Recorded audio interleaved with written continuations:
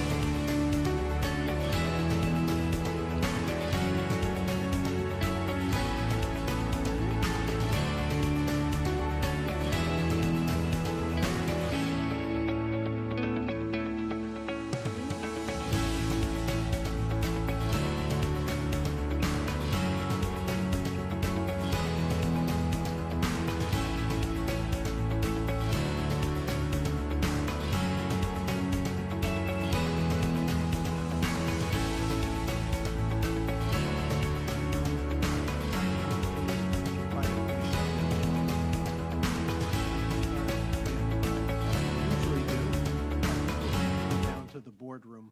Is there anybody here who'd like to speak at the public forum?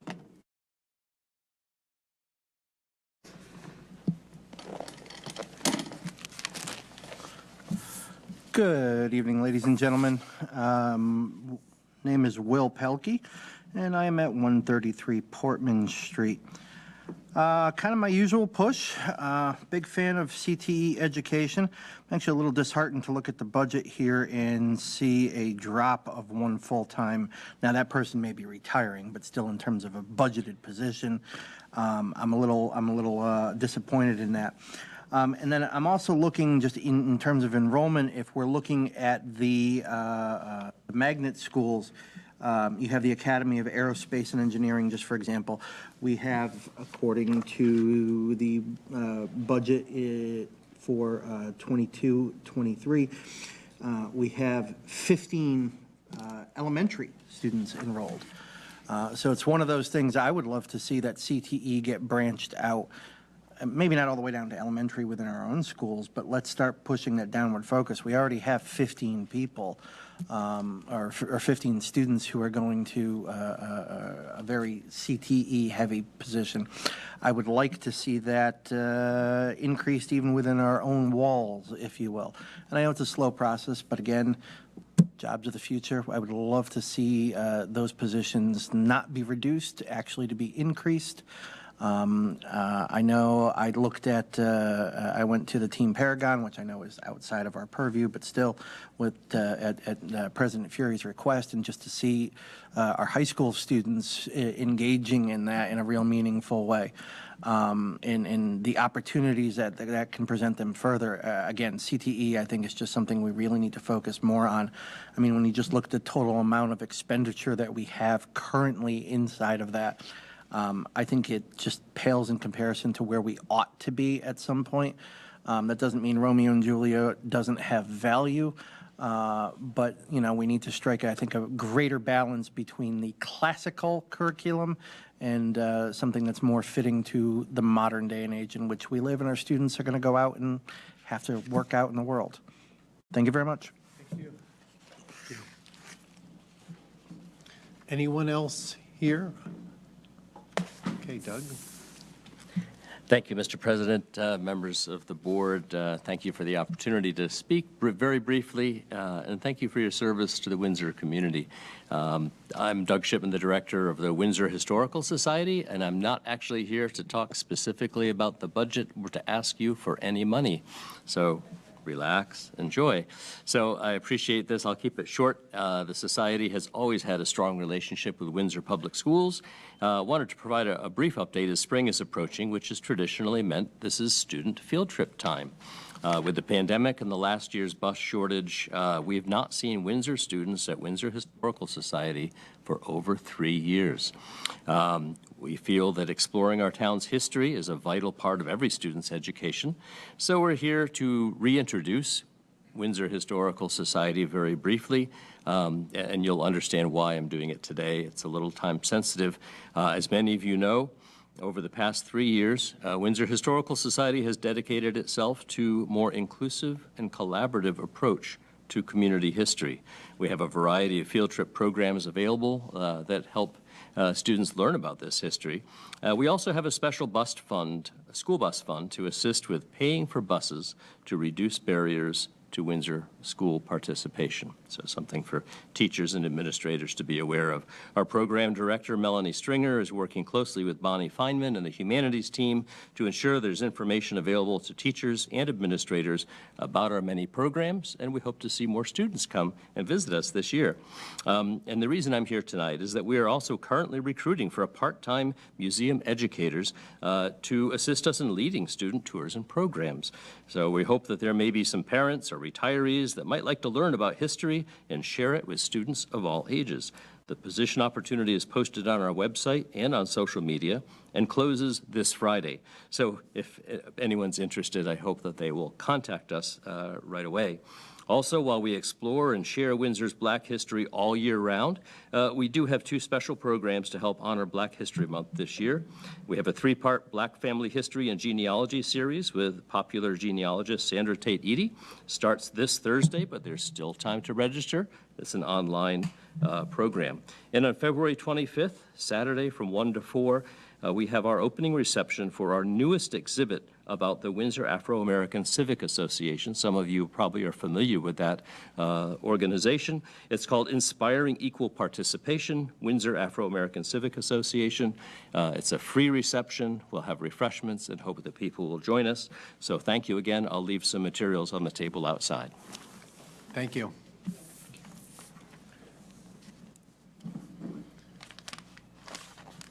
Anyone else in the boardroom would like to address the board? Seeing none. Ms. Daly, is there any? Can you ask that gentleman what time that last event he mentioned? Mr. Shipman, what time is the last event you mentioned? That will be Saturday, February 25th from 1 to 4 p.m. Okay. Thank you. Thank you very much. Anyone online? Yes, there is. Ms. Jacobson, you are unmuted. Hi, this is Becky Jacobson at 50 Lighthouse Hill Road. I'm just calling in regards to discussions for the budget. As many of you know, I've got 5 kids in the school district. They are all 5 of my kids have either an IEP or a 504. So I am calling because I would like to see more money allotted towards special ed. The numbers that I've Did we lose her? We're going to stop the clock. Did we lose her? You're muted. It's showing that she's still in attendance. before an IEP meetings that we seem to be low on staff, whether it's paras, whether Clover has had a number of, I think, either guidance or. Excuse me, Becky, excuse me, Ms. Jacobson, if you could start again, there was a part where you cut out for about 20 seconds. Oh, okay. Can you still hear me? Yep. Okay. So I am asking that we see more money in the budget for special ed. We've got about 20% of the students in Windsor Public Schools are special ed, and that is high. The state average is around 13%, I believe. And I think we need more money in the budget that covers special ed services, that covers SEL, because in some cases, these SEL people could, be doing the work of some of the paras, especially if it's, to deal with behavioral issues that, apply to a 504 or an IEP. And I know particularly some schools have just been understaffed when it comes to social workers or school psychologists. And we're not serving this high ratio of special ed students well if we don't have that amount. I'm sorry, I've got a kid screaming in the background. We're not serving these students well if we don't put more money into the budget. And then likewise, guys, I'm on the phone. And then likewise, I think the district would be saving more money if we weren't losing so many students to CREC schools. And I think part of the reason we're losing so many students to CREC schools is because we still don't have a universal pre-K program. And I think parents are applying to the pre-K CREC programs, and then once the students are in there, they're just like, well, we'll already keep them in there. And I think that's something that the school district should probably look at and crunch the data on, because I think probably the increase in tax dollars by the taxpayers I would probably even, would be less than what they'd be paying for pre-K elsewhere if they're paying for it. So that was on my mind as well. Anyway, as a parent, I'm just asking for more money allotted towards special ed. Thank you, and I'm sorry for all the background noise. Thank you. And just for the board, I restarted the clock once she started speaking again, so whatever time she had, I went back to 0 and allotted her full 3 minutes. So if you think she went long, that's the reason why. Understood. Ms. Daly, is there anyone else? There are no additional attendees with their hands raised. At this point, not hearing anyone else, is there a motion? Move to adjourn? Is there a second? I'll second it. Any discussion? Seeing and hearing none, all those in favor say aye. Aye. Opposed, nay. Abstentions? Motion carries 900. We are adjourned from the public forum, and I'll turn the gavel over to Mr. Lockhart for the Finance Committee meeting. Clear your hand. Good evening. We are going to call the Finance Committee meeting of February 7th to order. Could we please stand for the pledge and a moment of silence? I pledge allegiance to the flag of the United States of America and to the republic for which it stands, one nation, under God, indivisible, with liberty and justice for all. Thank you. Please be seated. All right, next is audience to visitors. I will recognize Ms. Daly for the script. Good evening. This is Robin Daly from the Superintendent's Office. If there is anyone from the public who would like to address the board, you may do so in 2 different ways. If you are using the Zoom application on your mobile device or computer, you may enter your comments into the Q&A feature located at the bottom of the Zoom menu bar. Or you may raise your hand on your computer if your device has a microphone by selecting the participant's icon in the Zoom menu bar and then clicking raise hand, or by dialing *9 on your phone. You'll be given 3 minutes to speak. Please state your name and address. When you're called on, you'll be prompted with "You are now unmuted." For clear communication, we ask that you do not place the call on speakerphone. No comments can be made against the employees of the school district or children outside of your own. For those in the boardroom as well as in hybrid room, you have 3 minutes to speak. And those that are hybrid, you will hear Mr. Fury roughly let you know there's 30 seconds left. And then at 3 minutes, we will ask you that it's time, and at that point, we will wind down your comments. Those in the room, at 30 seconds, he will hold up the red card, and then at 3 minutes, he will hold it up permanently for you to wind down. I will go in reverse order and start with hybrid. Is there anyone online wishing to be recognized? At this time, there are no hands raised for the participants in the Zoom session. Okay. Anyone in the boardroom wishing to be recognized? I am seeing and hearing none. Without objection from the board, we can close audience and visitors. Is there any objection? So ordered. Before we begin the discussion of the remaining items, which will be transportation, physical plant, L.P. Wilson salaries, employee benefits, dependencies, and then final statement from each board member. There was a question that was requested by Mr. Panos. The administration has not had an opportunity to address those questions, Mr. Panos, because our superintendent has been out ill. He is with us this evening online to get us through the process. I am asking for some latitude from the committee to allow him to be in the building with his staff to be able to get you those answers. Thank you. Is there any objection to us moving in that direction? No. I hear none. Dr. Hill, just want to make sure that you and I have good communication here. All right. All right. With that being said, as I stated, once we go through all the items, and then I will open it up to each board member to give an overview of what they feel is the budget and their sense of direction, and to see if we have a consensus of not having to have this meeting at this time next week.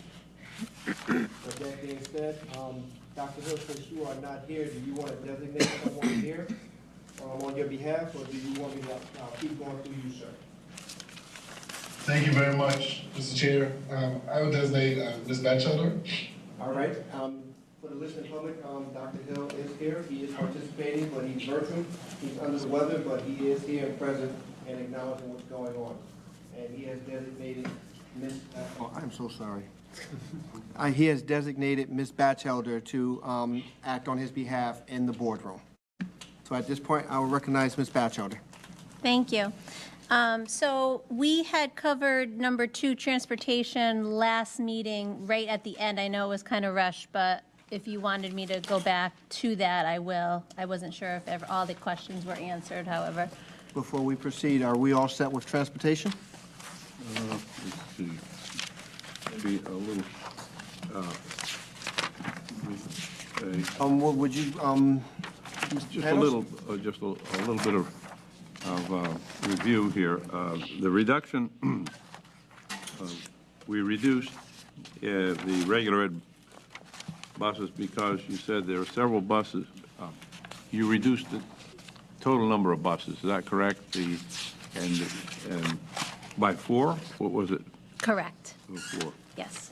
And because they couldn't use the buses because they don't have the drivers anyway.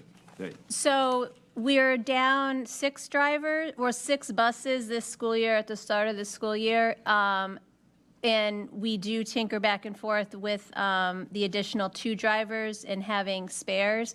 However, 4 of the 6 buses that we originally contracted with DATCO, since the pandemic hit, things are just, people and just act differently. So, I mean, parents are now bringing students to school more. Students are taking the bus as much. So I believe that we can eliminate 4 of our contracted school buses moving forward and still be in a very good spot transportation-wise, so long as we still get those 2 additional drivers plus our spares. Okay. Thank you. Yep. Without objection, we're done with transportation, is that correct? Correct. Mr. Wilson? Yeah, I just would wonder what would the size of the, or what would the, like, average number of students be with this elimination? And I'm only asking because I know sometimes, like, the Deerfield area, a lot of kids are concentrated in that area, and students often are pretty, like, you know, it's a pretty full bus because a lot of students that live in a small area. So Right.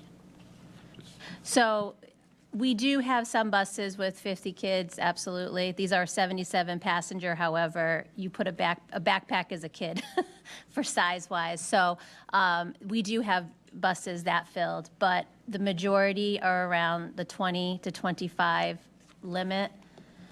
So the thought process was moving forward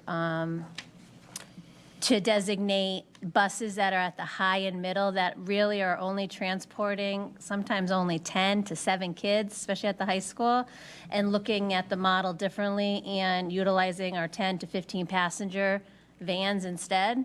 The typical, you know, school bus is always that big bus, but if you're only picking up 7 kids, we can utilize a van. In a van, we can have any driver. They don't have to have that CDL. So that was one of the discussions we've had with DACO, that we're going to start utilizing just a different way of thinking about how to transport. Yes, sir. So, I was just thinking, you know, I'm not trying to make any big decisions tonight or anything, but just even for everyone's experience to get to school to be more equitable, I think it would be a nice idea to consider sometime trying to, I know it's a hard time right now because of the whole bus situation, so I'm not trying to like push down heavy on it now, but just presenting an idea in the air a little bit, because those students are not really getting the same right to school that the other students who have the freedom of being like 10 people on a 70 passenger. I mean, I know you're splitting that up or working that out so that students aren't necessarily, in that situation or wasting all that bus anymore. But the students who are 50 out of 70 seats, more likely to get in fights or skirmishes about seats and space or who's touching who and whatnot. So it's just a lot to think about, or a little to think about, hopefully, sometime. Yep, no, absolutely, and trust me, we think about that all the time, and I know Principal Mahalko and Principal Gruber, you know, they get it the worst, if you want to say. But we're actually looking in the next month or two with the help of Christina Morales' office. So we're getting high school kiddos to tutor at those two schools, and then instead of just transporting them back, if they're 16 or older, we're going to look to hire them as bus monitors. So now they get to tutor, help our young kids, and then earn a little cash and help and get to be an employee and be a bus monitor, and for the drive home for the kids. And I don't know about you, but the kids love the adult kids more than adults. You know, so we're looking forward to that, seeing how that works, and hopefully we can grow it more. Ms. Taylor? Almost like we did over the summer for enrichment. I know my daughter loved being at OE, and they love seeing her. So I do agree with that. Something about the younger kiddos love seeing the high schoolers come through and everything. So that's a really great idea. Ms. Cantor?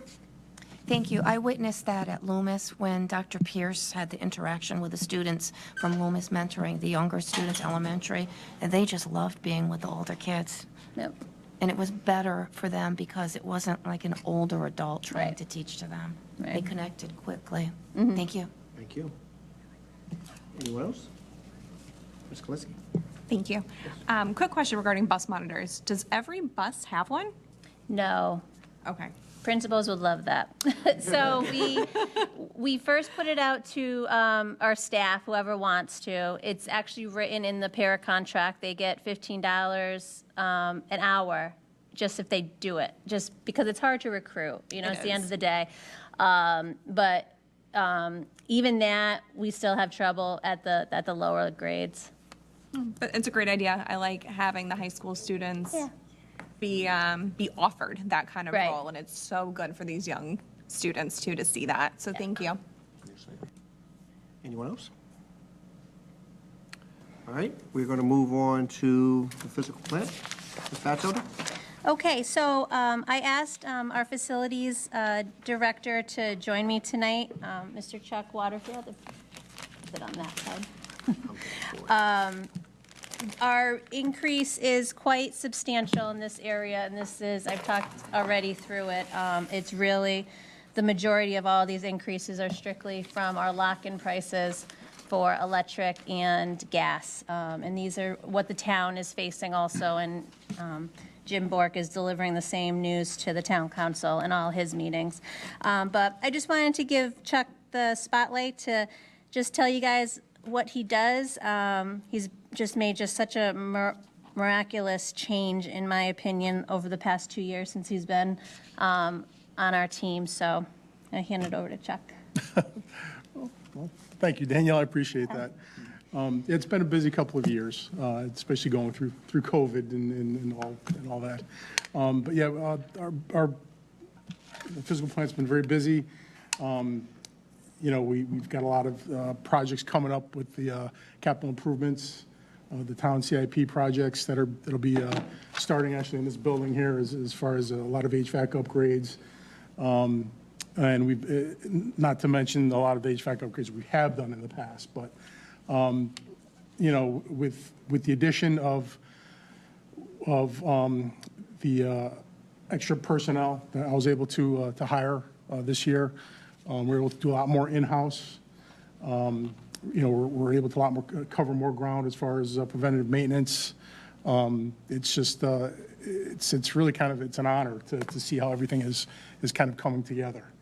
And that's pretty much in a nutshell. If there's any questions you guys have as far as physical plant, please ask.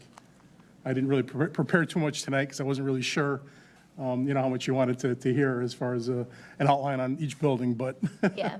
And I also wanted Chuck here because I know you have asked me to describe the happenings of Oliver Ellsworth. So that's really another reason why I asked Chuck. Just if we got into it, he can describe it so much more better. I'll go last because I know I'm going to have a lot of questions. So I'll yield to the board first. Mr. Panos? Could you, Ms. Batchelder, the plant maintenance went from 343,650 to you're asking like 34% increase in that item. What is the dominant item in there? Why did that particular thing? I mean, I understand utilities, plant operations, increase in cost of materials, but maybe is it just more projects? Is that the idea? What is that increase for? So, right, so the way we do the budget under the facility and maintenance area is, I'm sorry? You have a list of the major maintenance. Right, but we break it out into plant operations and then plant maintenance. But within both of the operations and maintenance are costs associated just with the everyday increase of cost. So that is more how we just break it up. So the increase in cost of materials is a description of that line item also. But I'm going to pull up the actual budget just to give you a few specific examples. And while you're pulling that up, that number is for all of our buildings? Yep. And this number is inclusive of anticipated service tickets, any repairs, any break fixes, anything that just may pop up that needs to be replaced? I'm assuming that's the line item, correct? Exactly. Okay, just wanted to make sure And our that's clear. contracted services, our security, our elevators, all that stuff. All right, Ms. Panos? Right, you have a list here, don't you, of the, in the back? I know I saw them. But so you're saying that the reason for the increase is all cost of material? There's no additional, kind of project that you had that drove this increase? So the major maintenance are the list of the maintenance items that each school has requested. That's a different budget than what you're looking at for plant maintenance. Maintenance is the maintenance of the district. So we have all of our equipment repair, any equipment that we have to repair, contract repairs, service contracts, like I was just saying with the security elevator.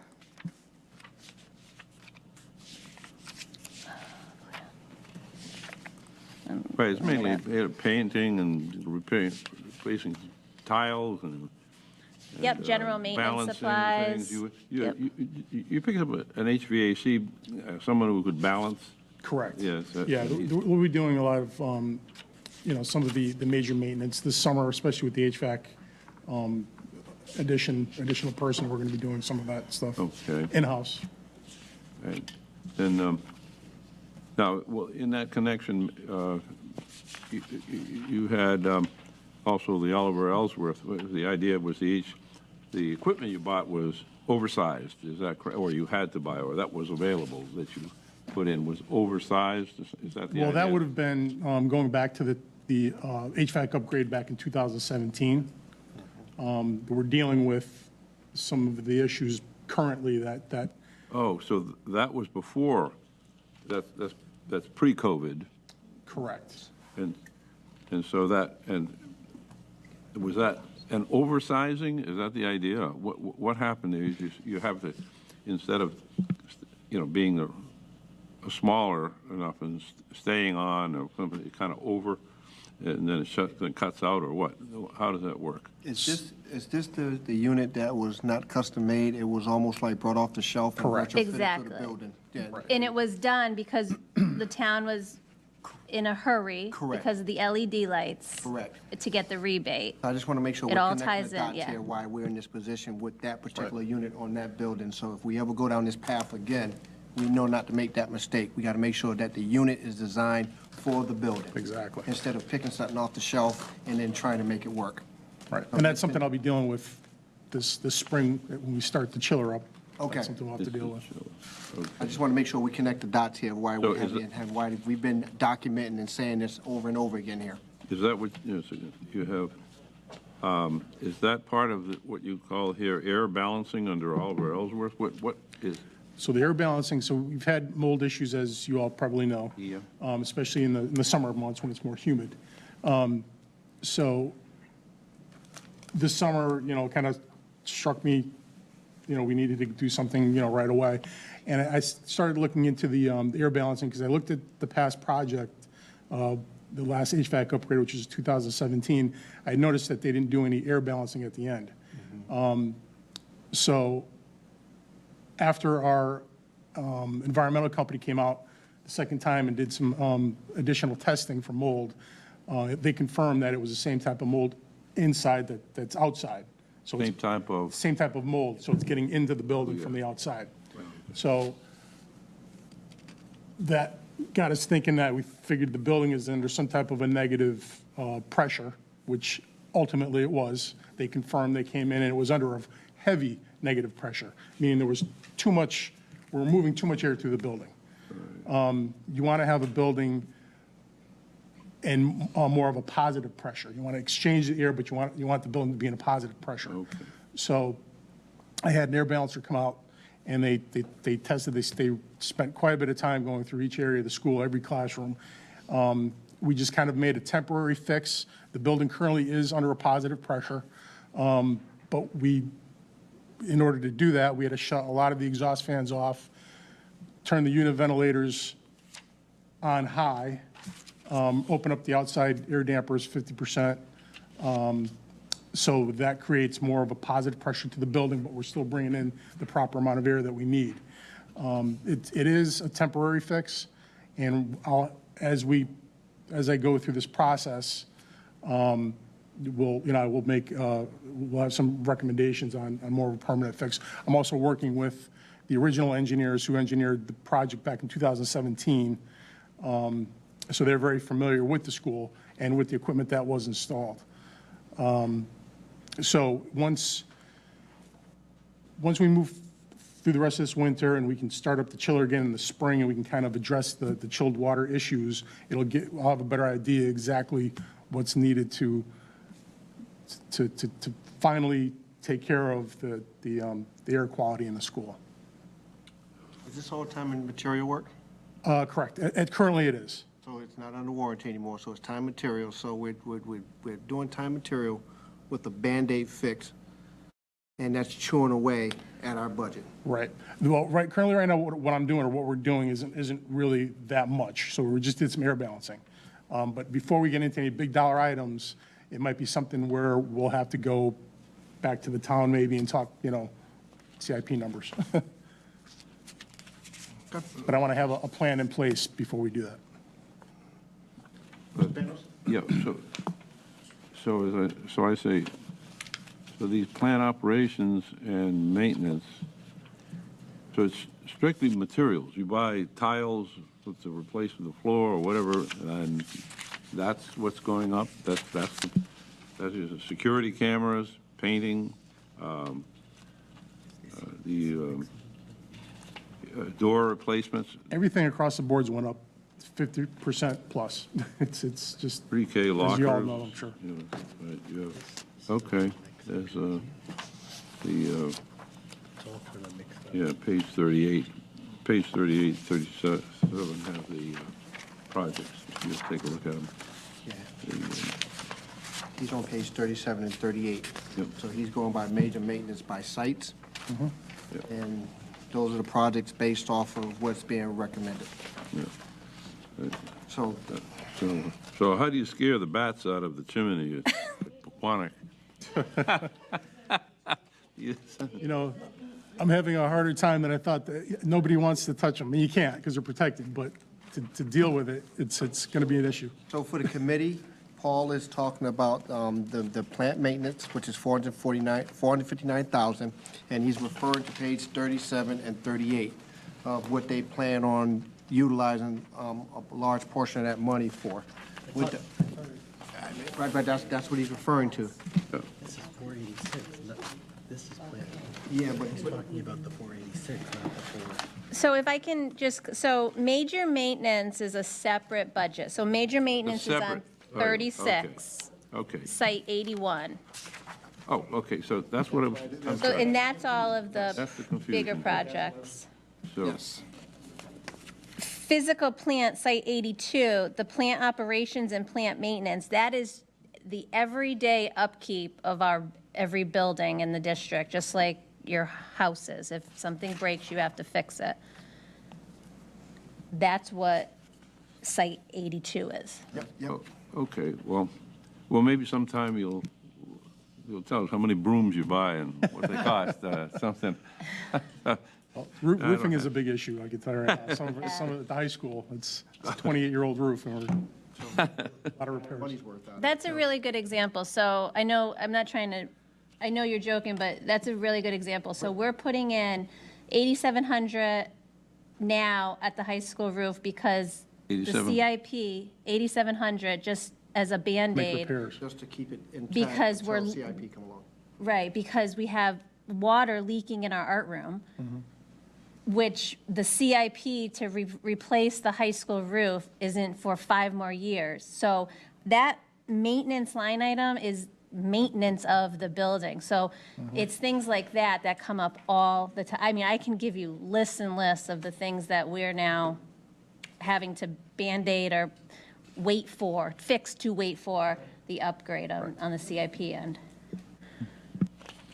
Ms. Panos, all set, sir? Well, I guess so. I mean, does that happen in this building? This sort of... Water? Yeah. Water damage would be pretty bad. That would- Any building. Yeah, any building, yeah. Well,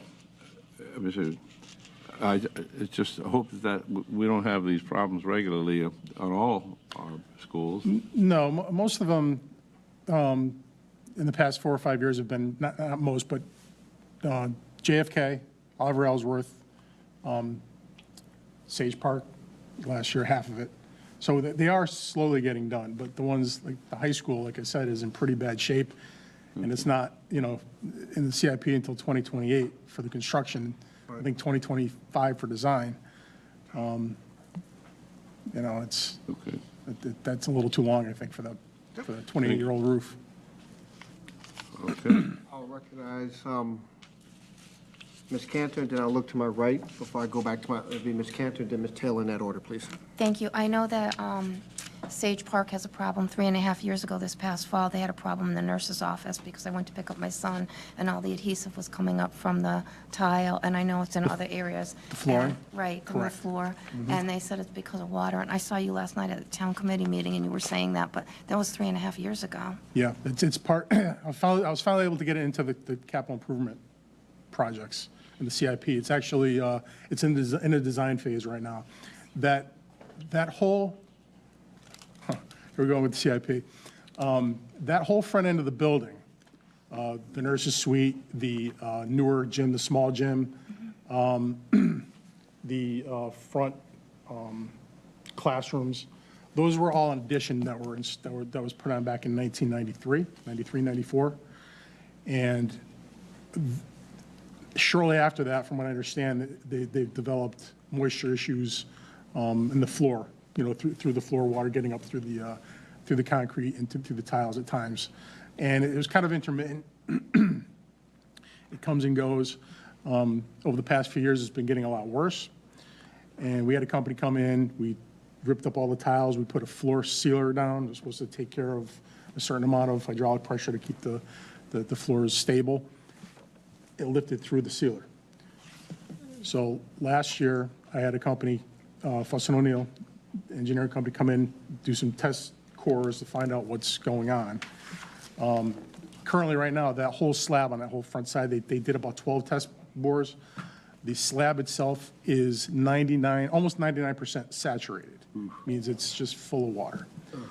There's, the areas that they tested have no crushed stone and no poly, no plastic underneath, no vapor So is barrier. that why everything came through? I know because when we did our Yeah. driveway, we live in Windsor near the river, and you have to put a lot of trap rock down. Yeah. Far more than you ever. There's a high water table over there, a very high water table, and obviously a lot of pressure too.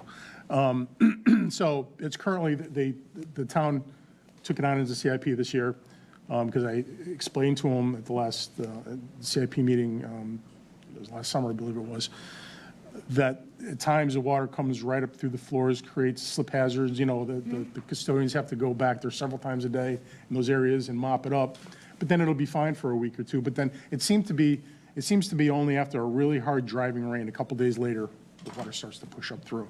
And we can't replace or refinish the wood floor in the small gym because there's so much moisture there. The gym is, the wood is no good anymore. That's rotting. So we can't do anything there until we get this moisture situation under control. So they have contracted with a company out of New Haven to come up with a plan, a comprehensive plan because it's, again, it might be something ongoing. They may even have to do some test boring and put test wells in to monitor the water levels because this could get very extensive, the fix to do this. I mean, it's just, again, it was something that, for whatever reason, they didn't divert the water properly during the addition, or the renovation, rather. And we have to deal with it now. All right. Thank you. Ms. Taylor? Oh, I'm sorry. Do you have a question in relation to this, On sir? this relation to this, Yes, thank sir. you. Spanish? I mean, don't they put a what is it called, French trench or something like this around somewhere, to be able to suck the water out and, keep it Yeah, low? they'll have to do some drainage You work. just There's- put a there's- trench, you put a trench around this. Yeah, I think it's a little bit building more and- involved than that, because that will take care of the outer, Support, right. the outer edges, Yeah. because there is drainage on the outer parts, but I think there's just so much water that gets under that building. There could be a river under there. 2 years ago, when they redid the soccer fields at Sage Park, there was, I saw it, they were 3 feet down, and it was literally a river running through there. And they had a heck of a time dealing with the drainage in that field. They had to do a lot more drainage work than they They figured. added a lot of, dirt or something. Stone or whatever, yeah. So it's but now we're talking about a building that's already built, the slab is already there. Now, they have to deal with it, it has to be done correctly, because we can't make any permanent fixes to the floors until it's done. Thank you. Ms. Taylor? Oh, Chuck, That's a way to begin a statement. I thought it was going to be so easy today, but Danielle was like, let Chuck hear it. First of all, before I get into what I was going to ask you, because then just the whole Sage Park thing got me really nervous, and then Miss Cantor mentioned the water and then the things in the nurse's office and the stuff. So I'm just wondering, is Sage Park sinking? No, it's not sinking, no. Because that's what people are going to think that you said. Yeah, no. It's just, it's not sinking. Okay. There is no There's no structural, river, please don't. there's no structural issues with, with the concrete as far as anything. You mentioned a river, I moving, just- Settling, anything like that. Okay. Is there a It's sale on just- this building? Right, exactly. I kid, but I'm serious. Yeah, no, and unfortunately, there's just a lot of groundwater there. And, we have to, and I don't know what it is, over the past few years, I think the rain, the storms we get seem to be a lot more intense. Yeah. In a short amount of time, so, I believe they'll fix it. Again, this is a town, CIP project now, so, I'll be watching them, and we'll get it fixed right, for sure. Great, my son's going there next year. Yeah, get it done. You don't want anybody falling through in the small gym. No, I'm excited to see what the Blow it plan, what the plan is to fix it, yeah. Right. So my original question was, and I know this has come up over the years, but I don't think you weren't here when I think the last time we touched upon it. And I don't know if this needs to go to Ms. Batchelder, but when we're thinking about electrical costs, we're thinking about savings, we're thinking about just sustainability and all those things. Have we thought about solar panels at any point again, pricing that through and what's the savings there? Yeah, that's a good question. And generally that runs through the town to CIP, but they are talking about, last year we did half of the roof at Sage Park. You can only really put solar panels on if the roof is in really good shape. It can only be a couple of years old, which makes sense. So the second phase of that roof is slated to begin in 2024. So once we get the second half of that roof completed, then we can move forward and putting solar panels on Sage Park, and then as well as Quonic when it comes time, Clover when it comes time. All of those have partial roofs, but they need to really be fully roofed to do that. Okay. Thank you. No problem. Any other questions? Looking to my right. Ms. Clace, and then Ms. Gillespie. I just want to say thank you for everything you do, and we appreciate your work, and it's really excellent. So Oh, thank you very much. I appreciate it. Ms. Gillespie? Yes, thank you. Okay, so I'm hoping you can help answer this question. And I'll try. you talk about water rates and the fact that water consumption has actually continued to decrease. I'm not familiar with that. Can you explain why it's decreasing? Because obviously if it's decreasing, they're going to raise the cost of it so they can make money, which I understand. But You it's mean in general, overall decrease? yeah. All I could think of is just, the equipment that's installed now is more, water conscious, More more energy energy efficient. Yeah, we're using less water in general, Okay. We're building facilities with less shower facilities. It's like, people are, sports aren't taking the showers like they used to, not the big showers like that, but, yeah, They go home. yeah. Okay, it was just an enough. interesting comment in there, so I was just hoping just for a little bit more clarification, so thank you. Yeah. You go to a field house, they don't even put the, Wait a minute, what? they'll put one shower in a field house. And it'll be like You mean one shower with 8 heads around it, right? no, like one ADA size shower and that's it. These kids are pretty smelly, isn't it? They come home, they come home and they walk by you. So please pardon my shock and my ignorance. I mean, when I played sports, you showered before you went. Me as well, What absolutely. year was that? 83 to 87. Oh, 2023, they shower at home. But a lot of the fixtures they're much more, Like I said, I the know consumption when they walk is by way me. less. It's not 5 gallons, a I'm flush, sorry. it's 1.8, so over the years. Yeah. More efficient, of Absolutely. course. Thank you. All set, Ms. Galinsky? Yes. Mr. Fury? Thank you, Mr. Lockhart. Got one question, it's probably for Danielle, and it has to do with page 34, the last sentence on page 34, about adding a maintenance worker. Was this from last year? Yes, that's when we added our 2 positions. Okay, so, I just kept it in because it's an increase of 2 positions still in the same book. okay. I mean, I could take it out if you'd like. No, I just want to make sure that I wasn't missing, my math was, Oh, no. I didn't have to call on Noha to explain the math, the new math. As Ms. Clace had said, I want to thank you and also thank all the employees that work Appreciate it. under you. I've known Horace White at Pequannock for almost forever. Excellent. And there's, my kids went through Pequannock, and he still asked about them by name. Mr. Hatton at Sage Park and his staff this weekend for robotics that we had was wonderful, very accommodating.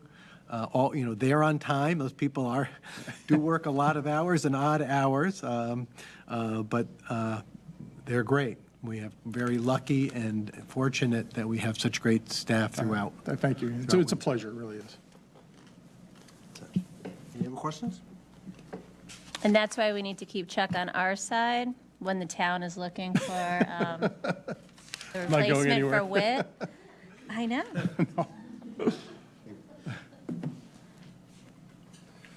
So.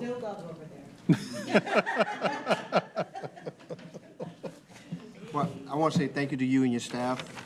I'm one of the few that's been very vocal saying that this line item is just woefully under budget. I've been saying that for my entire time on the board.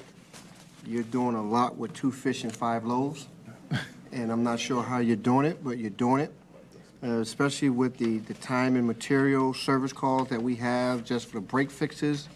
We know stuff is hanging on by a wish and a prayer, and I want to make sure that when we present this to the town council, that they understand truly what's going on. We know stuff is on the CIP, but at the same time, we're trying to handle stuff as much as possible with the little bucket of money that we have.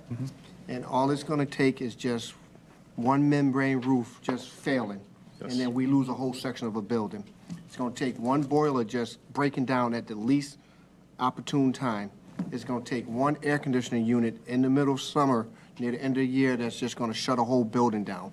It's these type of things that we know there's stuff wrong with it, but we keep throwing pennies at the problem instead of actually fixing the problem and creating an environment that's conducive for every single individual that walks in our buildings.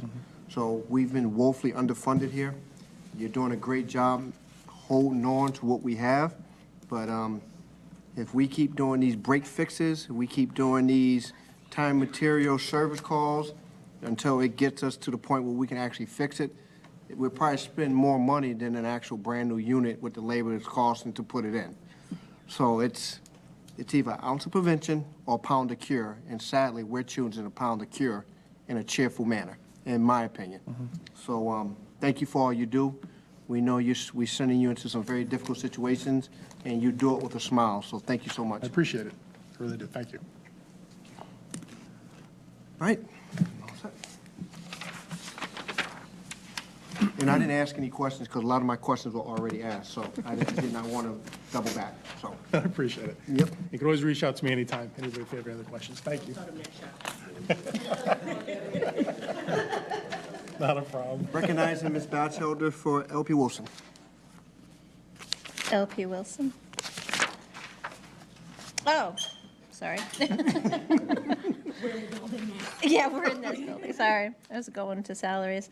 So, yes, so LP Wilson, we obviously share it with the town, but we actually do all of the upkeep and maintenance, and then we more or less bill the town and they reimburse us. So that's how we do this shared space. We've been doing it since I've been here many, many years before, but our big increase or project that we're doing is our HVAC system this summer. So the entire LPW side of, the entire Board of Ed side of LPW will have a total upgrade for HVAC ventilation. Just the ventilation part, and within that project, we are abating the floor tiles on the perimeter. So nothing in the middle where Dr. Hill's office, my office, the central core, just on the outskirts, all of those offices and Spark Wing. So it's gonna definitely take a big lift to do all of this coordinating this summer, but we're starting now and, mapping it out, and we're gonna do it in phases, bring people in, bring people out, and just take it day by day, really, because it will be a lot of moving parts. But this budget stays flat pretty much every year. We're able to recoup any funds needed from the town reimbursement part of it. Any questions? Any questions? Start with Mr. Fury. Thank you. On page 35, it talks about this year continue upgrading HVAC, and you're saying that this is going to be done in the summer, so after July 1st, is it considered for next year's budget versus this year's budget, or? So we didn't even have the final approval yet when this book was printed just a couple weeks ago, and we just got notified. So what we've been doing Chuck been doing is just slowly upgrading the HVAC for our staff for, ventilation concerns. Now, the CIP project passed, and now the CIP is going to do the entire Board of Ed section. And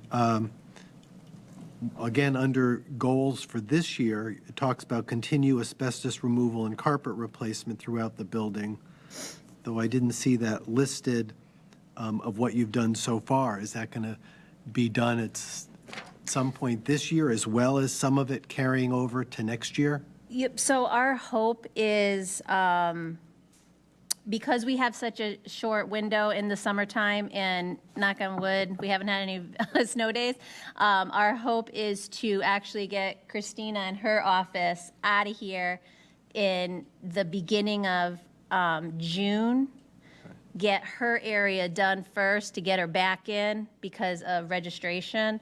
So our plan, we hope, is to actually start the work this May and June for the abatement, and then just continue around the horseshoe throughout the summer, and the spark wing will be at the end because they can just do all of that at once. Okay, thank you. Looking to my right. Looking to my left. Could, Was that your hand up, Mr. Panos? I was just wondering, maybe you covered it already, the LPW contribution, what is that? So we have a LPW committee, which consists of a few members on our side, the Board of Ed, and a few at the town. You know, so me and Chuck, obviously, are the two on our side. Peter, Mr. Souza, and Dr. Hill join us twice a year on granting the budget for moving forward. So we look at projects that we can do within that fund. That fund is housed at the town. So the Board of Ed contributes $123,000 each year, and then the town contributes their portion, 70% of their portion, into this fund. And then from there, we pay all the bills, and then that's what they use to reimburse the Board of Ed for their side. And then anything remaining is the balance that we carry forward. Anything remaining is our, pot of money, if you will, for any improvements within LPW. Okay, so, but that's not utilities, those are, That's us, no. It's like we pay ourselves. oh, you We paint. pay into the LPW fund to try to build up this fund so we can do projects that are needed within the entire building, senior side and our side. Like ventilation, or painting, or tiles, or what? What do you? Yeah, you can. I'm trying, so this is a delicate area, but I mean, a lot of the time, the seniors, that side of the building has, Yeah, Not for picnics though, right? Is it? what? It's not for it's not for having. No, they picnic have there. new stuff over at the senior side. yeah, they've been doing a lot of projects on the town side of the LP Wilson over the past couple of years. They pay the bigger portion, I guess, of the LP Wilson fund. Okay. So the senior center got quite a big upgrade, as you may or may not know. They've moved a lot of their office space to the other part of the building to open up bigger areas for the seniors. Oh, okay. So they've done extensive upgrades to the auditorium, Okay. painting, lighting, sound, the whole 9 yards. They did a nice job, but yeah, there's been a lot of upgrades that comes out of the LP Wilson fund. Okay. Unfortunately, we haven't seen too much of that on this side. Thank you. All right. Anyone else? Looking to my right, I see no one. Looking to my left, see no one. Without objection, we can move on to salaries. Batchelder? Great. So these are our, page 39, all of our current union bargaining contracts. As you can see, paras, admin professional, and our custodial maintenance, food service, and security are up for renewal this spring, like I've talked about in my prior page of personnel resources. So these are just giving you the examples of the timeline for the contracts, and on page 40 is all certified and non-certified salaries above and beyond everything within each site page, which lists out tutors, building subs, stipends. This is flat salaries. annual salaries of all staff. And that's with the 6 bargaining units listed on page 39. Any questions for Danielle on this site? Mr. Fury? Thank you. The bargaining units, it looks like 3 of them are, contracts are up at the end of the year, and it sounds like you're in negotiations now. Start very, very early on starting, right, trying to get dates to start our first. But do you expect something coming to the board this calendar? I hope so. That's my plan, because what's unfortunate with this is they're not like the teachers and administrators that have strict deadlines and dates per state statute. They can go on for 2 years after the fact. So I'm trying to get meetings set to And if that get going. happens, if it does go beyond June 30th, do they get paid at the current rate?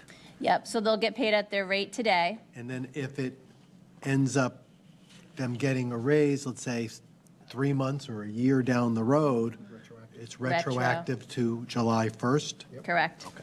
And so where you get on page 40, the non-certified employees,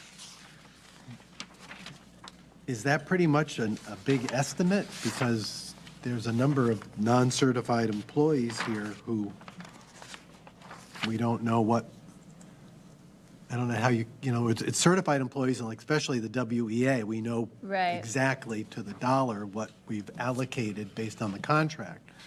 So I use the average salary increase that we've done over the past 5 years to just do a estimate of an increase, and then we go from there. That's how we do it every year. Thank you. You're welcome. Looking to my right, looking back to my left. Mr. Panos? I think page 41 is included in this. Is that the idea? So this is a list of the staff. Yes, so this, so every site, after every school site has a list of all the staff, so this is kind of a catch-all of everyone else that doesn't really belong to a school. Okay. Well, like the physical plant manager, who's sitting here. This is, I just, the column to the right, which indicate, for example, social emotional learning coordinator, 93,840.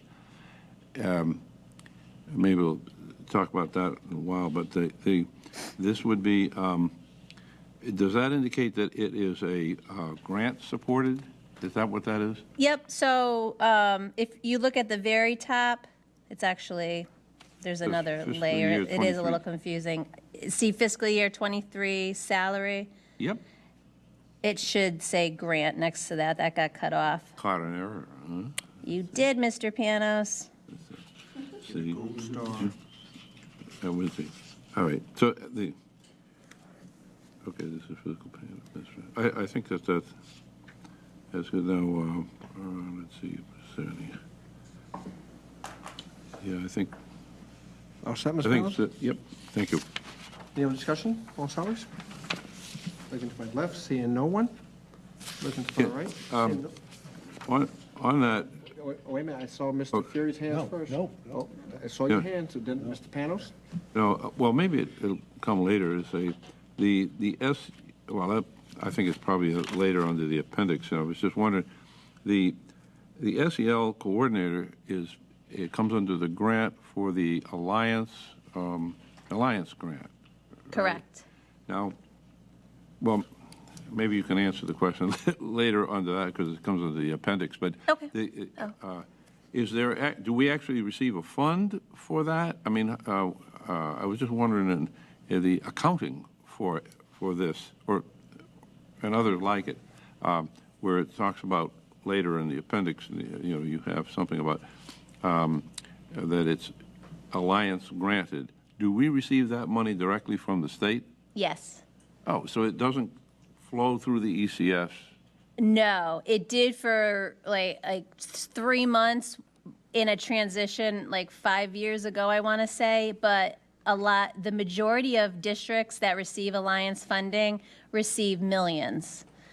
And what towns were doing when that money went directly to the town, they were keeping it and they weren't giving it to the district. So the state quickly turned that around and gave it directly to the districts like it was the Alliance from day one. You mean there was corruption? Not in Windsor, but that's all I can say for other towns. No. Okay, thank you. Maybe we'll talk about it later. All right, any other discussion? All right, employee benefits, Ms. Batchelder? Okay, so again, an increase.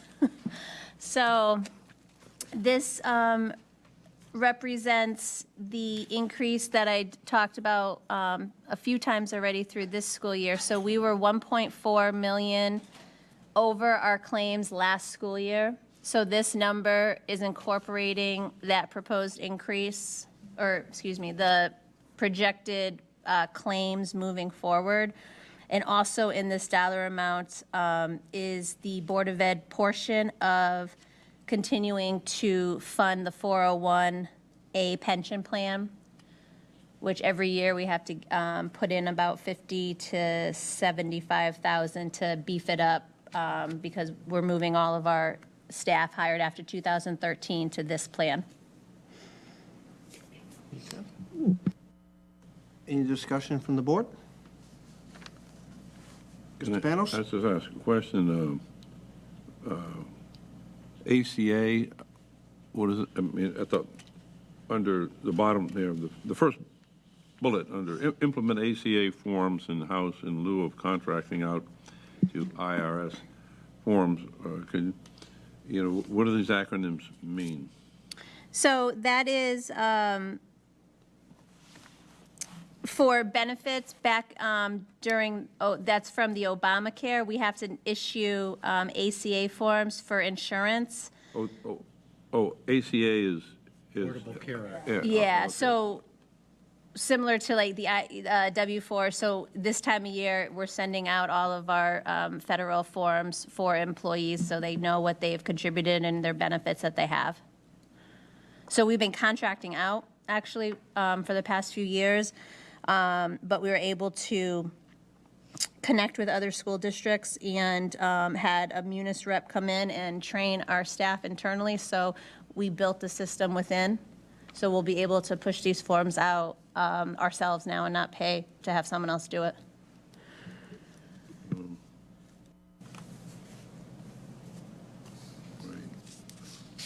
Does that answer your question, Mr. Panos? Sort of. Would you like a follow-up? The employee health and wellness plans. Can you tell us something about that? The employee health, and what do you mean by that? So we just have worked with Anthem over the past 2-3 years, more so, to just, one, the Anthem platform is very robust on getting individuals to sign up and actually utilizing the platform to do self-care and self-help. Okay. Nutrition, exercise, and we also want to try to start doing stuff in-house for our employees, very similar to what the town of Windsor does. Okay. Any other question, Mr. Panos? That was.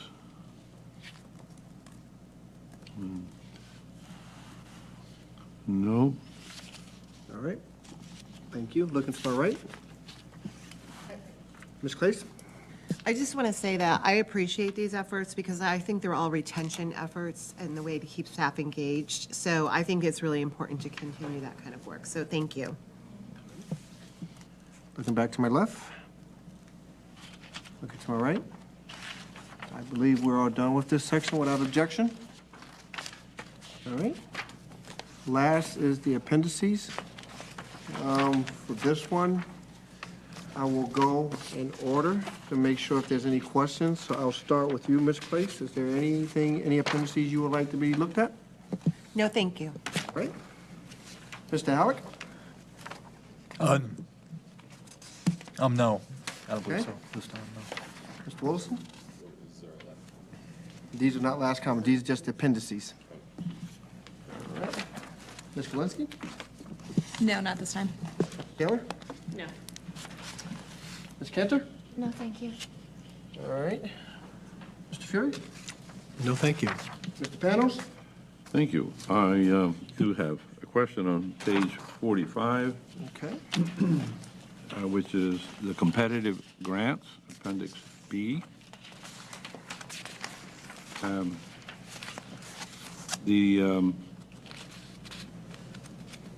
Let's see, we had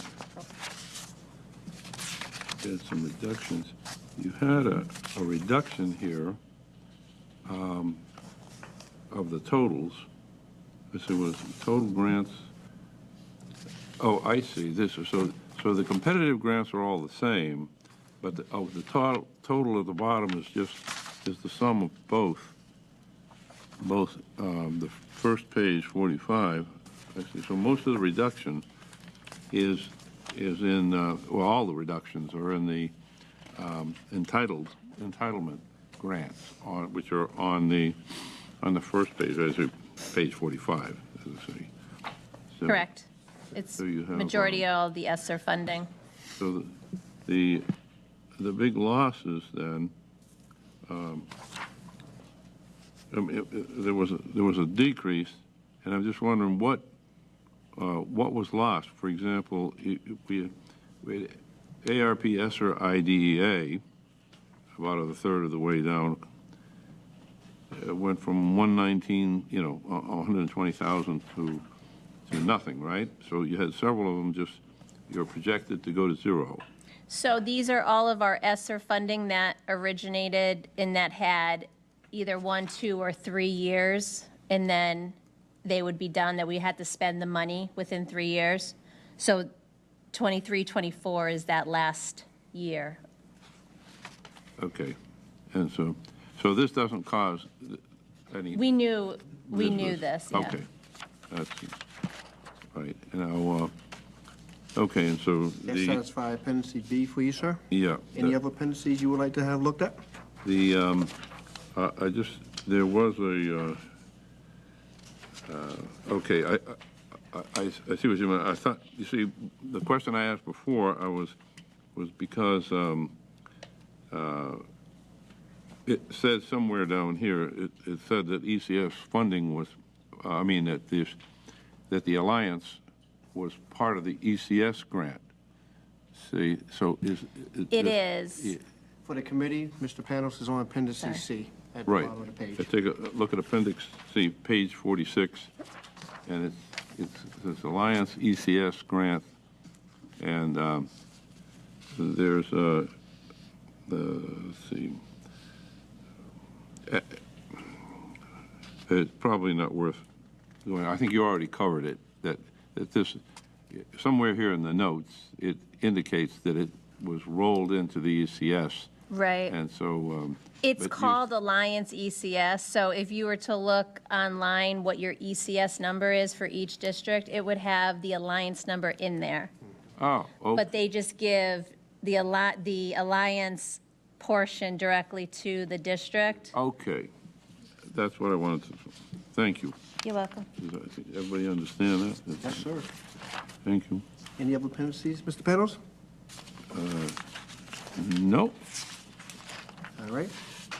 Thank you. And I have no questions on the appendices. So without objection, we're done with the appendices. All right. So we're at 7:27. I know we typically take the break. What we can do is at this point, I will go back around and ask everybody to give their comments about the budget at this point. And then we can come to some consensus. Do we need to have the meeting next Tuesday? We can just cancel it altogether tonight. And we can get some, we're not voting on if we're approving the budget tonight. There will be no votes tonight. This will be, I will seek general consensus to forward this budget to the president to have it placed on the agenda at the next regular meeting. So that's where we're going at this point. So I'm expecting everyone to have some comments on the budget as they see fit. and to share their thoughts with the committee. So I will go back in the order that I started. I'll start with you, Ms. Claes.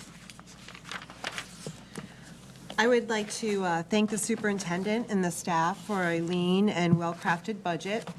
I will support this budget, although, well, let me just say, I think it supports excellence in teaching and education. We had our contracts negotiated and positions were supported so that we can make sure our teaching staff are positioned in the buildings to work with our students. I think it supports rigor in academics. There's curricula, professional development, teaching and staffing positions, as I talked about, and there was a build-out of ECE and tech ed. And I think it's forward progress out of the COVID pandemic through SEL positions and family engagement.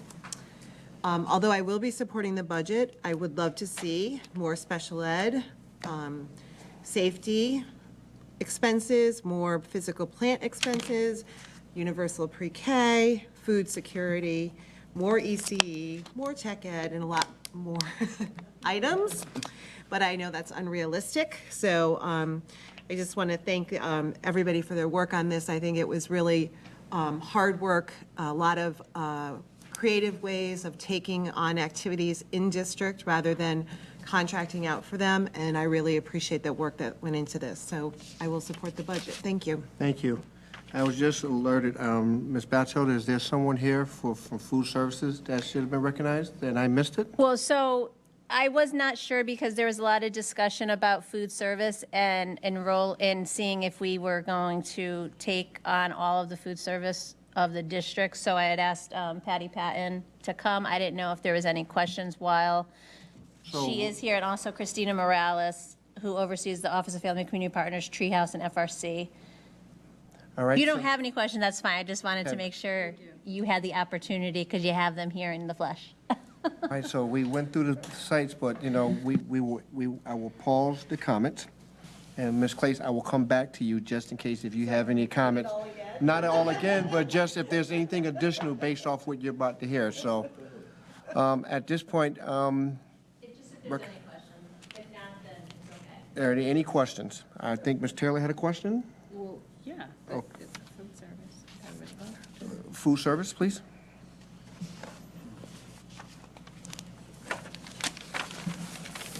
Recognizing Ms. Taylor. So we've had a lot of questions come to myself and Mr. Walston because we sit as the liaisons from the board to the Windsor High School SGC. And so we're getting a lot of questions about the food quality and the food options ever since COVID and lunches and breakfasts have been free. Wondering, was that the reason for the drop in the options? Was it the reason for the drop in the quality? And so just for the viewing public, if we could just get your perspective of where we are with that. We were very limited during COVID as to what we could procure. And unfortunately, we really did have to streamline what we were ordering. It is coming back quite a bit. And we are opening up to more of our vendors are coming back with the items that they've had in the past. It's unfortunate quite a few of the manufacturers did completely cut out lines that they had, and a lot of them were the high-end lines. So basically boils down to supply chain issues. Unfortunately, yes. Awesome. And so you said things are coming back. Do you think that's because there's a change in the economy, or is there something that we can see possibly worked out between now and the end of the year? Or do you think that it's just, in your professional opinion, it's projected to be a better options for maybe next school year? More so next school year. We did have, at our School Nutrition Association meeting, industry come in, and unfortunately, it's the same everywhere. They're having a lot of problems rehiring people. So they literally have plants that are not working because they can't hire people. Thank you so much for the clarity and all that you do. Thank you. Any other questions for food services? Well, I'll let her go first. Ms. Cantor? Thank you. I just wanted to say, I know that's even the same thing in the grocery stores because you go in and you ask for specific things and they don't have it and they never know what they're getting. All right. Thank you. All set, Ms. Cantor? Yes, thank you. Mr. Wilson?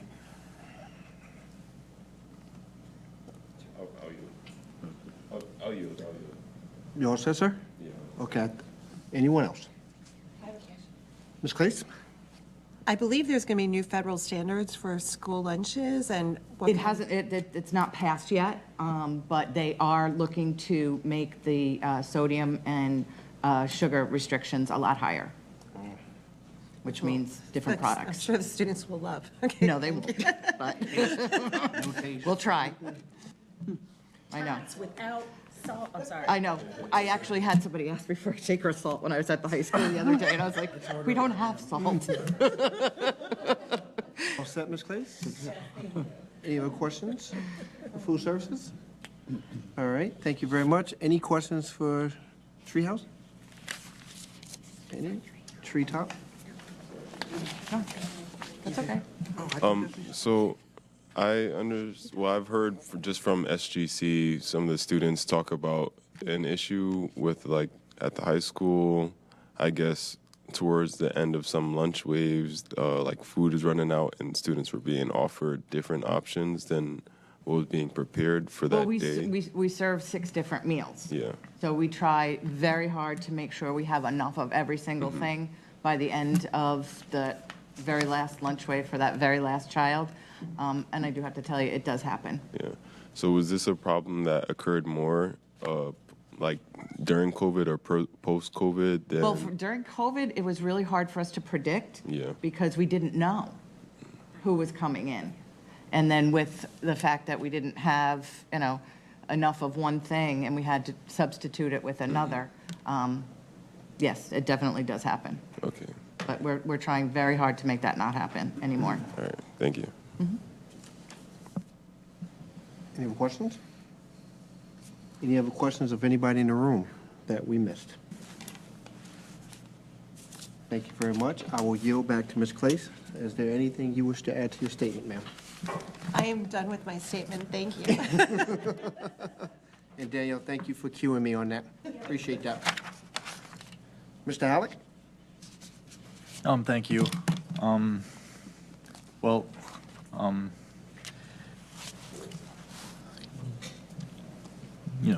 I want to thank the administration for submitting their budget. I know everyone on the team worked really hard at it, so I definitely appreciate all your efforts. This is definitely, obviously, a very tough budget. The increase is double from last year. So that's, but, definitely could have been a lot worse, as I think we all know. Definitely think there may be some changes that we could discuss, but I definitely want to have more talks with my caucus and the rest of the board members in the coming days and weeks before our next our regular meeting and vote. I am disappointed that we did cut the full-time of a community service coordinator position. I feel that is a very valuable position. It's not just tracking student hours, but the person in that role was definitely a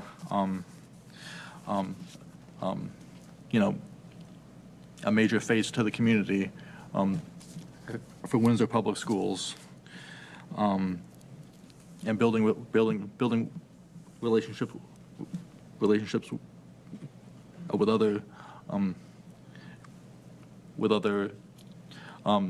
agencies and groups within our community. I see most students, whether they're going to go on to doing internships or whether they go to college or whether they go on a vocational track, they're going to have to most likely have to do an internship, and I feel that this program really gets them ready for that. So I definitely think it's a big loss to cut the program or to cut that position 100%. I would be open to compromise on that as far as making it a part-time position or something, but I definitely think it's worth discussing that we somehow find a way to keep that position around. Because obviously, as many of you know, my father-in-law was in that position for a long time. I watched him grow that program, and it's not just, a Monday through Friday thing. It's a lot of the work is on the weekends. You're out with students. You're doing it side by side with them. So I just, like I said, I think it would be a big loss for our district if we were to lose that completely. But I do get that we are in a tough budget year. I know that obviously cuts have to, things have to.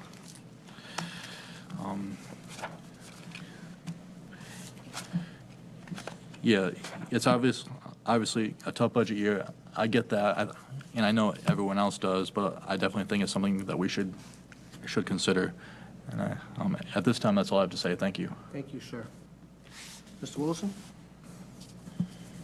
Yeah, as far as my feelings on the budget, I believe it's very creative and, well, it's creatively responsible, I'll say that. Our numbers are far better than the numbers of our neighboring districts, and I think that's something that we could celebrate, even if it's a lot larger than what we've seen in the past, just because we know the climate of the economy right now. We're all just trying to survive it, right? And as a district, we're trying to survive it as well. But one thing that comes to mind to myself when we're in budget season is trying to make Windsor the most marketable district we can make it. So the first thing that's going to come to mind for me in that aspect is investing somehow in the retrieval of our Windsor kids from these schools that are costing us a lot of money. I think the block parties we've had over the summer were a great step towards that, even though it was just like, some of them were just town stuff, but we also had our own as well. And I think that was a pretty good step forward. I think we can possibly do more in that aspect to try to just retrieve or make ourselves more attractive to the families and the students who are not currently in our district, so we can save money in that aspect. And maybe investing a little money in that area will benefit us in the long run as we see that line item start to decrease.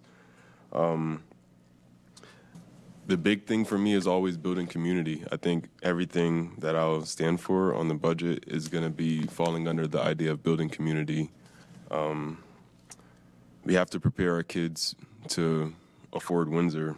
And a lot of times we have people come and speak about, well, the young man in the room here, speak about often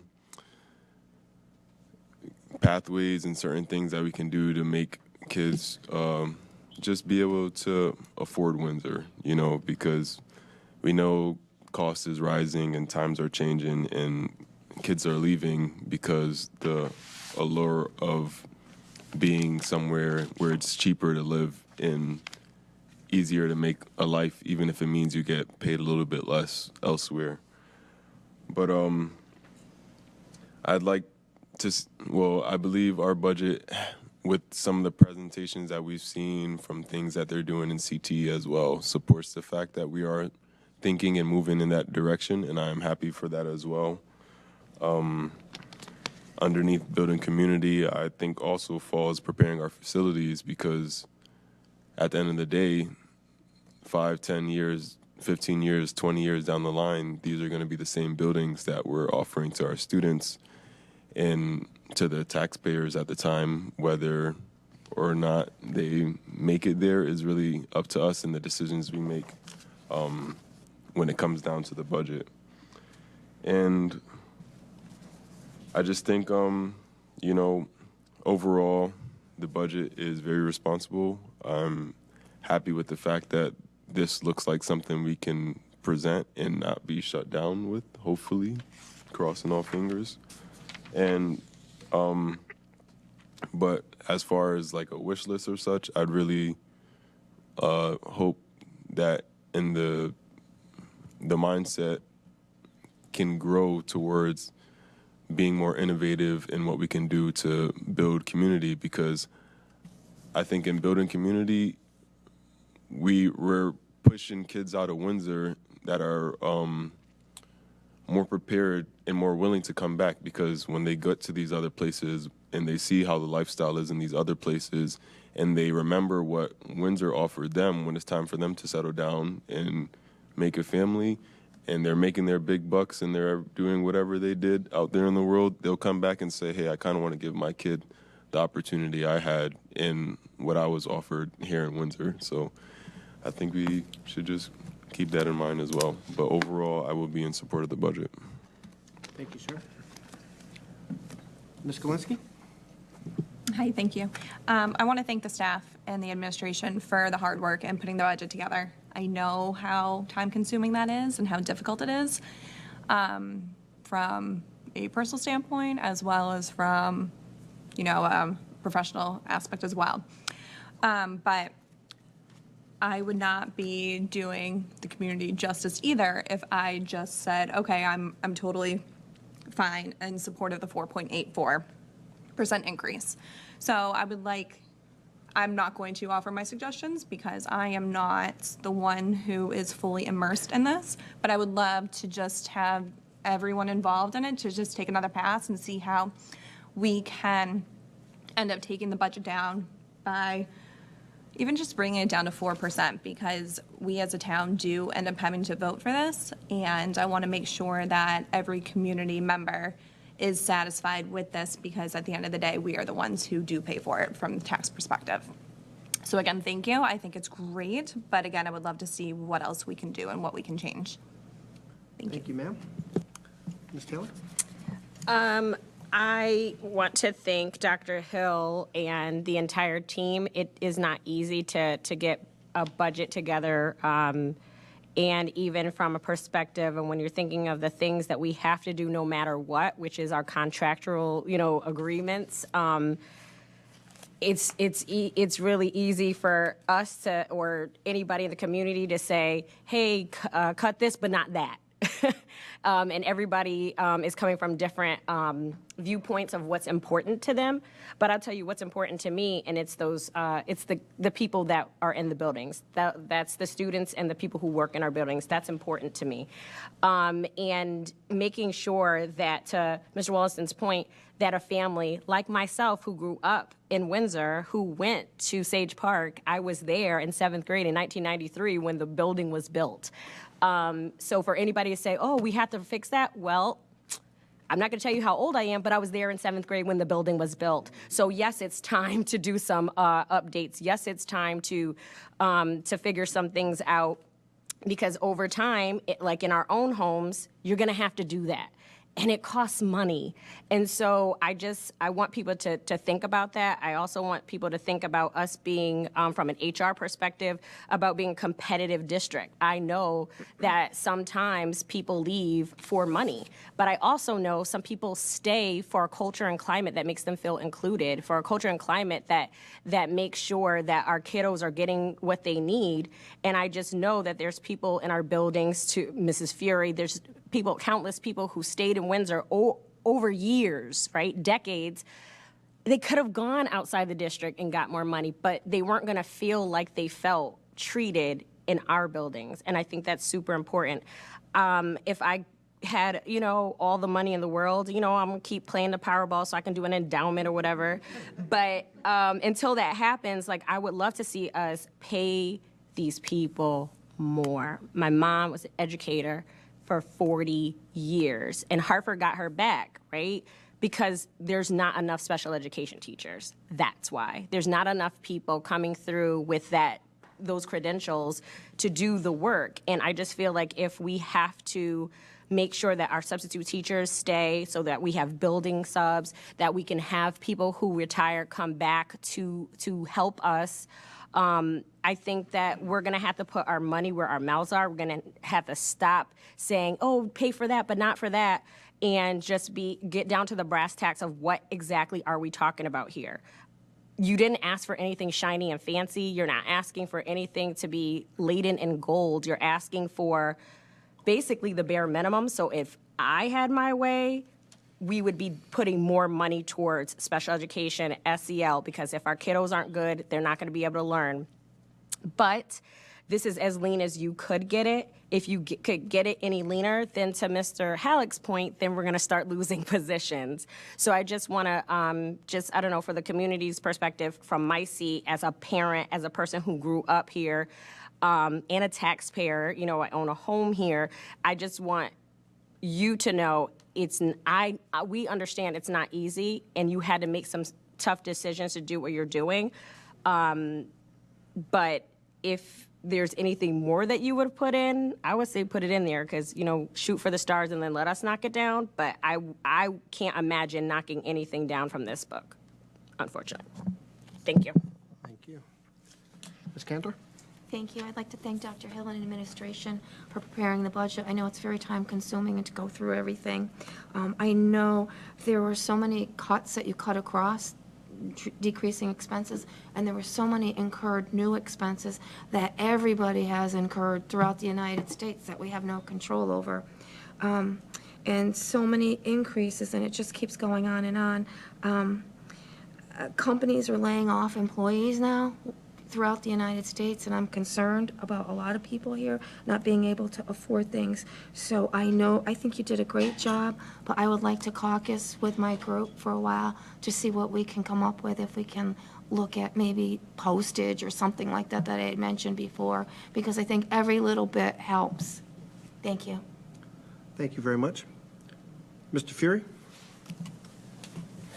Thank you. I do want to reiterate what everyone's really said. Thank you to Dr. Hill and his staff. This was clearly not an easy budget and not an easy year, with inflation last year close to 7%, and now they're saying, you know, projected higher potentially over time. Yet we came out with a budget that was a rollover budget of 6.2%, and we got it down, he got it down with his staff to 4.84%. I know one of the speakers early on, Mr. Madison, was surprised that it was able to be done, and lauded Dr. Hill for his work with the budget. And I'm clearly going to support this budget as presented, though as some people are talking about possible cuts and things, I'm looking at possible add-ons. I'm concerned about the number of paras. We were told there are more paras now than there actually are in this budget. Also, I don't want to have our contracts be to the point that we lose a lot more paras and have to train them, and we're required by law. There's a certain amount of hours of training that goes on. We know the last couple of years around the country, there's been teacher shortages and teacher issues. And we want to be able to hire good staff and then train them and then keep them here. We adjusted in our negotiations with the WEA contract. We looked at where we might be losing staff, and we adjusted, and the WEA agreed mutually, because that's what happens when you have a contract, luckily, unless you go to arbitration. And they agreed to certain changes to try to hold on to staff that we have. I'm concerned, as probably you'll hear probably from Mr. Lockhart, about major maintenance being a zero increase. That's a concern because we've been trying to add back to that, but it's also a concern that prices are going to be much higher. So with that zero increase, we're going to be doing less work. It's just because prices are more. We've looked at the prices on plant plant operations and plant maintenance, and those are all going up for maintenance. So why wouldn't major maintenance costs also be going up? I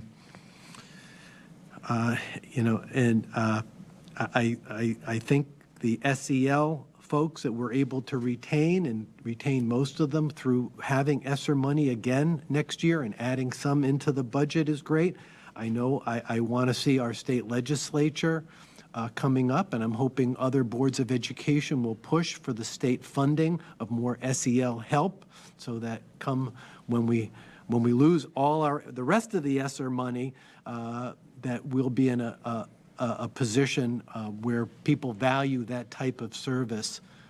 Many districts over the years at CABE did mental health screening on students where we have not done. They talked about eye exams and hearing exams, but what about mental health? A child can look fine. You don't know necessarily what's going on. So SEL, and I use SEL not only for students, but SEL for staff, SEL for parents, and that connectedness that we have. Luckily, we do have the community partnership program here as well. Mr. Pelkey talked about CTE, and this board on both sides of the aisle talked about the importance of adding more vocational opportunities, and I'm in agreement with that. And that's about all I have to say. Thank you, Mr. President. Mr. Panos? Thank you. I think it's a fairly reasonable budget. I mean, it could have been higher, like I say, but we do have to be mindful of what we do. Not to be oppositional here, but if you try to be all things to all people, you can lose sight of your main goal, which is the academics and the deportment of the that you're trying to get. And so we have to be a little careful with this sort of thing. We'd like to have, like, for example, any new position that we put in, such as SEL, if we put it on budget, we really should be looking to remove something else that might be similar to it if there's overlap of that kind, because there are a lot of these ancillary type, as have been mentioned here. You have you're looking for a lot of psychological services or whatever, and for us not to lose sight of what our key objective is. We're here to instruct and teach students the basics of thinking correctly, know how to think, and know how to deal with concepts. And so, I don't want to say the 3 R's, but I suppose some people would say that, just using that as a little catchphrase. We obviously have a problem with the large increases yearly of special ed tuition. This is kind of driving things up. This was a significant, this was just itself was this year 1.5% of the percentage points of that 4.85. That is a lot of money. And this is, we're talking about, 50 kids. That's it. And so there's something going on that is out there that is driving those costs, and those go up with or without the inflation here. They just go up more with the inflation now. And so I think Mr. Lockhart may have something to say about that during during the Board of Ed meeting that is a legislature thing. As we know, the state has reneged on paying what they claimed they would pay, and so we end up not even getting what they promised by any means. And so that's when these items go up, they really need to investigate why they are. Now, I also have some concerns over the increases in the technology budget. These were, I think we discussed this issue. There were a lot of promises that this would lead to economies, and now we're told, well, I guess that's not so, or maybe there are economies in some way, or maybe the work has expanded to meet, you know, what people can do with technology, and we have to get a handle on that. And so I think we have to look at it, give it a look, and just spend some time over the next few weeks with our caucuses, and then get back and make our final things. But I, you know, I appreciate it. Thank you very much. Thank you, Mr. Penna. I'm going to start by saying thank you to the committee. Thank you for being deliberative. Thank you for being appreciative of the presentation made by Dr. Hill and his staff. Dr. Hill, thank you to you and your staff.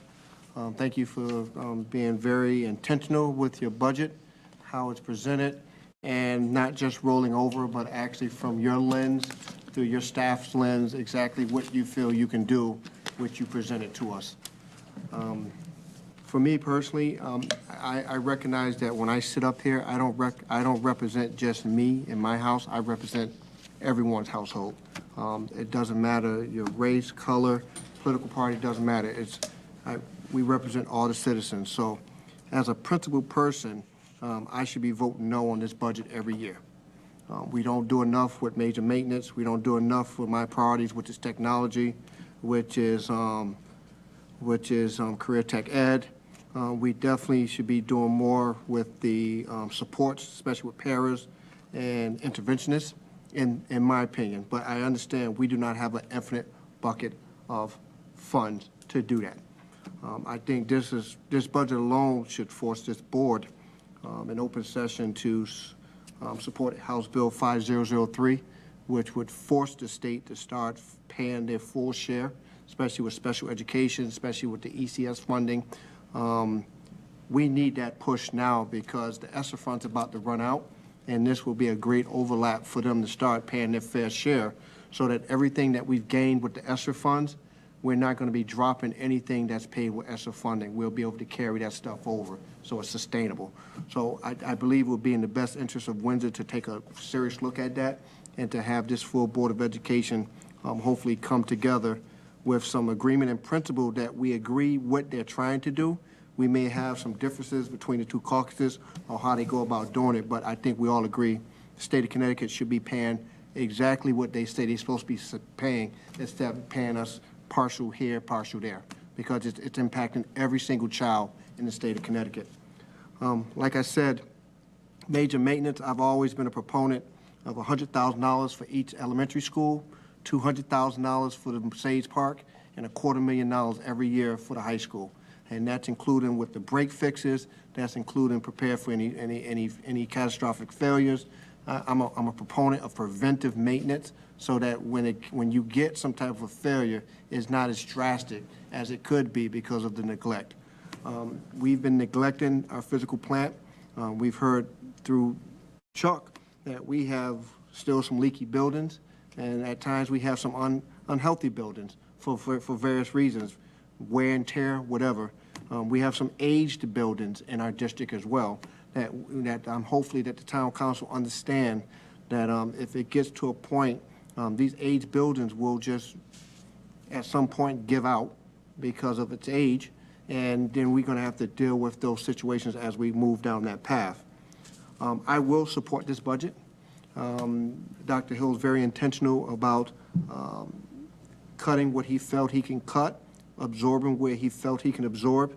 I agree with you, the community service coordinator is something that's a position that could be to itself, Mr. Halleck.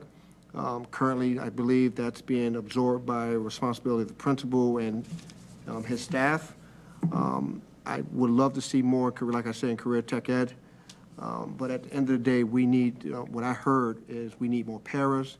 We're spending a lot of money on special education. That's something we can't control. That's another reason why we should be supporting House Bill 5003 to get that spending under control. I've always been a proponent of making sure that we win our students back within our district. We've done a good job of that over the years.